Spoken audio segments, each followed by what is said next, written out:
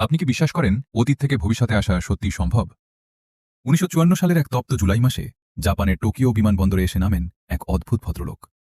Passport চেকিংয়ের সময় যখন তার পাসপোর্ট দেখা হয়, তখন বিমানবন্দরের কর্মকর্তারা সম্পূর্ণ স্তব্ধ হয়ে যান। পাসপোর্টের সব তথ্য এবং সিল একদম আসল ছিল, কিন্তু সেখানে তার দেশের নাম লেখা ছিল তৌরেদ। কর্মকর্তারা যখন তাকে ম্যাপে তার দেশ দেখাতে বলেন, তখন তিনি ফ্রান্স ও স্পেনের মাঝখানের একটি ছোট জায়গা দেখিয়ে বলেন, এটিই তার দেশ এবং এটি গত ১,০০০ বছর ধরে পৃথিবীতে টিকে আছে। কিন্তু পৃথিবীর মানচিত্রে তুরেদ নামের কোনো দেশের অস্তিত্বই ছিল না।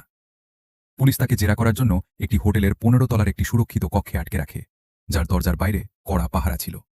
কিন্তু অদ্ভুত বিষয় হল, পরদিন সকালে দরজা খুলে দেখা যায় সেখান থেকে সেই মানুষটি তার সমস্ত পাসপোর্ট ও নথিপত্র সহ ঘরের ভেতর থেকে চিরতরে বাতাসে মিলিয়ে গেছে।